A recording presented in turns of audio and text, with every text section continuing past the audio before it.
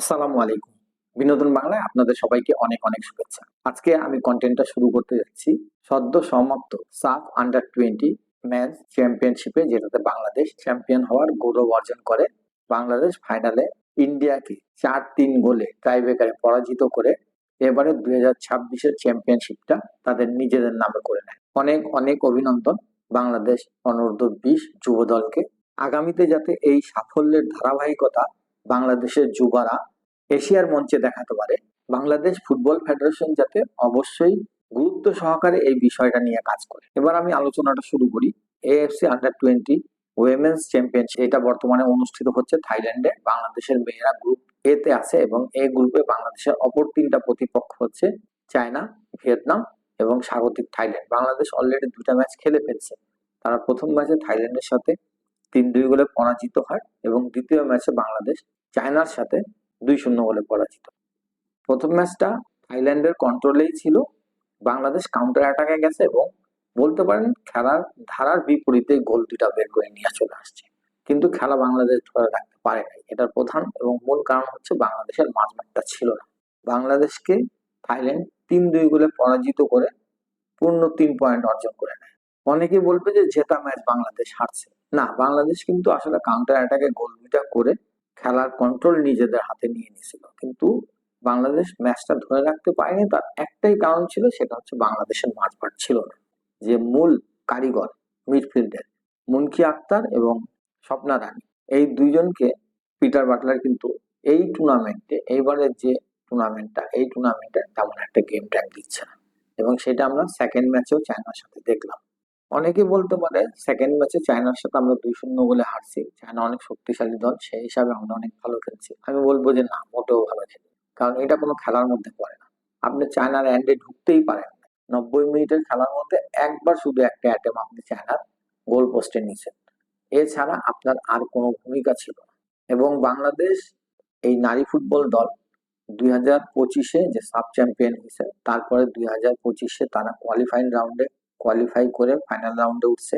এরপরে এই 2026-এ মূল পর্বে খেলতে যাওয়ার আগ পর্যন্ত থাইল্যান্ডে যে 2টা ফিফা ফ্রেন্ডশিপ ম্যাচ খেলছে, একটা ইন্ডিয়ার সাথে যেটা 1-1 গোলে ড্র করছে এবং দ্বিতীয় ম্যাচ যেটা জর্ডানের সাথে ছিল সেটা 2-0 গোলে জয়লাভ করছে। এবং তারপরে প্রথম ম্যাচ থাইল্যান্ডের সাথে 3-2 গোলে হারছে। এই সব কটা ম্যাচে যদি আপনি দেখেন একত্রিত করে, এরপরে যদি আপনার চায়নার ম্যাচের দিকে তাকান, তাহলে সবচেয়ে বাজে ফুটবল খেলছে চায়না ম্যাচের দিকে। এই কয়েকটা ম্যাচকে যদি আপনি একত্রিত করে চায়নার ম্যাচের সাথে কম্পেয়ার করেন, তাহলে চায়নার ম্যাচে বাংলাদেশ কিছুই খেলতে পারে না। এবং এই ম্যাচে বাংলাদেশ কি করতে চাইছে, পিটার বাটলার আসলে কি করতে চাইছে, এটা আর কি বোঝা যায় না। উনি 6টা ডিফেন্ডার মাঠে নামাইছে। একটা টিমে 6টা ডিফেন্ডার, একটা গোলকিপার, 7জন যদি নিচেই থাকে, এর মধ্যে যেই 3জন আক্রমণ ভাগে এবং একজন উমেলা মাঝ মাঠে ছিল, এই 4জনের মধ্যে 3জনকেও দেখা গেছে ডিফেন্সে এসে ডিফেন্স সামালতে। যেমন রাইট উইং পজিশনে ছিল সুরভি আকন্দ প্রীতি এবং লেফট উইং পজিশনে ছিল শান্তি মার্ডি। এরা দুইজনই দেখা গেছে শান্তি মার্ডির লেফট ব্যাককে সহযোগিতা করার জন্য নিচে নামে আসতেছে বারবার, এবং প্রীতিকেও দেখা গেছে যে সে রাইট ব্যাক পূজাকে সাপোর্ট করার জন্য বারবার ডিফেন্সে নেমে আসতেছে, এবং দেখা গেছে সেন্ট্রাল ডিফেন্সকে সহযোগিতা করার জন্য উমেলা মার্মাকে নিচে নেমে আসতে হয়েছে। তার মানে কি 10টা প্লেয়ার নিচে গেছে, একটা প্লেয়ার শুধু দাঁড়ায় ছিল সেন্টারে, সেটা হচ্ছে সাগরিকা। এইটা তো কোনো খেলা হয়। এরপরে যে একাদশটা নামাইছে, আপনি লেফট ব্যাকে যে মেয়েটাকে খেলাইতেছেন, সেই মেয়েটা ভালো খেলে, কিন্তু আমি আগেই বলছি সে কিন্তু প্রতিটা বলে ফাইনাল চান্স করে, এটা হচ্ছে একটা সমস্যা তার। 2 নম্বর কথা, সে ওভারল্যাপ করতে পারে না। একটা রাইট ব্যাক বা লেফট ব্যাককে যদি ওভারল্যাপ না করে, তাহলে সে তার রাইট উইং বা লেফট উইংকে বল যোগান দিতে পারবে না, আর যখন বল যোগান দিতে পারবে না তখন অ্যাটাকটাও হবে না। আফরিন লেফট ব্যাক পজিশনে খেলে, কিন্তু সে একটা বল সাপ্লাই দিতে পারে না শান্তি মার্ডিকে। তাহলে একটা মেয়ে শুধু শুধু ডিফেন্ডই করবে, এটার জন্য তারা মাঠে রাখতো, আমি তো বুঝলাম না।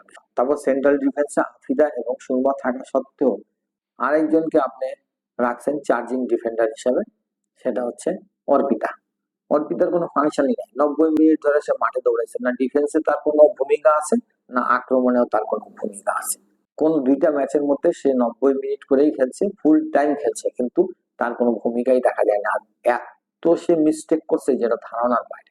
এরপরেও দেখা গেছে যে অর্পিতা মাঠে আছে এবং তাও ক্যাপ্টেন হিসাবে। এটার অ্যান্সারটা একমাত্র পিটার বাটলারই দিতে পারবে। আর আমাদের লেফট ব্যাকের যে পজিশনটা আছে এই পজিশন থেকে কিন্তু আমরা প্রথম ম্যাচেও আমরা প্রথম যে পেনাল্টিটা কনসেপ্ট করছি এটা কিন্তু এই লেফট ব্যাক পজিশন থেকে আফরিনের ফাউলের কারণে হয়েছে, এবং এটা তখনই হয়েছে যখন দেখা গেছে যে শান্তি মার্ডিকে তুলে নেওয়া হয়েছে। যতক্ষণ শান্তি মার্ডি ছিল ততক্ষণ পর্যন্ত আফরিনের ব্যাকআপ দিয়ে গেছে শান্তি মার্ডি, যখনই শান্তি মার্ডিকে তুলে নিছে তখনই আফরিনের ভুলগুলো একটা একটা করে দেখা গেছে। ঠিক একই অবস্থা সেকেন্ড ম্যাচ, শান্তি মার্ডিকে যখন তুলে নিছে সেকেন্ড ম্যাচে চায়নার ম্যাচের দিন, আমরা যে গোলটা কনসেপ্ট করলাম প্রথম গোলটা সেটা লেফট ব্যাক পজিশন, এবং আফরিনকে বিট করেই ওই বলটা কাটব্যাক করছে ডিএর ভেতরে, এবং ওখান থেকে আমরা গোলটা কনসেপ্ট করলাম। তো এই যে বিষয়গুলা এগুলা কিন্তু কোচের মানে মার্ক করা দরকার, কিন্তু কোচ কি করতেছে আমি জানি না। এবং আমাদের মাঝ মাঠের অবস্থা এত খারাপ যে ম্যাক্সিমাম সময় দেখা গেছে উমেলা, মার্মা, প্রীতি এরা যখন বল পাইছে, বল পাওয়ার পরে এরা সাইড লাইন থেকে বল বাইরে ফেলতেছে, কারণ তারা বলটা দিবে কানে। আমাদের যে মাঝ মাঠ, এই মাঝ মাঠ তো নাই, মাঝমাঠ নাই, আর যারা আছে তাদের উপরে তো ভরসা রাখা যায় না। অর্পিতারে বল দিলে সেই বল রিটার্ন পাওয়া যাবে? কোনোদিনও না। বাংলাদেশের অনূর্ধ্ব-20 এই যে নারী দলটা আছে এই দলের মূল শক্তি হচ্ছে বাংলাদেশের মিডফিল্ডে মুনকি আক্তার এবং স্বপ্না রানী, কিন্তু পিটার বাটলার কি করছে, এই দুইজনকে গেম টাইম দিতেছে না, দুইজনকেই সাইড বেঞ্চে বসায় রেখে দিচ্ছে।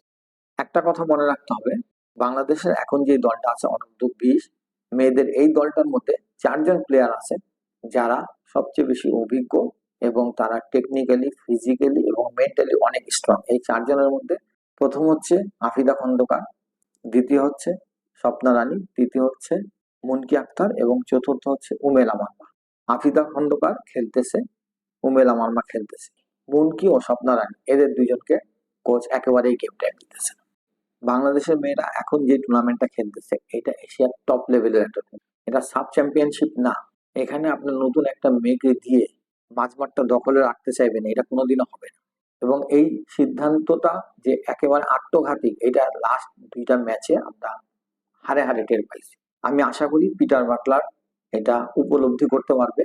আর যদি সেটা না হয়, স্বপ্না বা মুনকি এদেরকে যদি শুরুর একাদশে না নামায় ভিয়েতনাম ম্যাচের দিন, তাহলে এইটুকু নিশ্চিত থাকতে পারেন যে এই ম্যাচেও ভিয়েতনামের সাথে আমরা 3 পয়েন্ট হারায় ফেলবো। আসলে পিটার বাটলার কি চাইতেছে এটা আসলে আমি কিন্তু বুঝতেছি না। যাই হোক, এখন বাংলাদেশের অবস্থানটা কি, বাংলাদেশকে কোয়ালিফাই করতে হলে কি করতে হবে এই বিষয়টা নিয়ে আপনাদের সাথে একটু আলোচনা করি বা আপনাদেরকে জানানোর চেষ্টা করি। বাংলাদেশ তাদের শেষ ম্যাচে ভিয়েতনামের সাথে মাঠে নামবে 7ই এপ্রিল সন্ধ্যা 7টায়। এই ম্যাচে যদি বাংলাদেশ জিততে পারে, বাংলাদেশ কেন, এই ম্যাচে বাংলাদেশ ভিয়েতনাম যে জিতবে সেই কোয়ালিফাই করে যাবে। আর এই ম্যাচটা যদি ড্র হয় সেই ক্ষেত্রে কি হবে, এই ম্যাচটা যদি ড্র হয় সেই ক্ষেত্রে 1-1 গোলের ড্র হোক, 2-2 গোলের ড্র হোক বা নীল ড্র হোক, যেভাবেই হোক যদি ম্যাচটা ড্র হয়ে যায় সেই ক্ষেত্রে কি হবে, সেই ক্ষেত্রে বাংলাদেশকে অবশ্যই তাকায় থাকতে হবে গ্রুপ বিতে জর্ডান এবং উজবেকিস্তানের ম্যাচের দিক।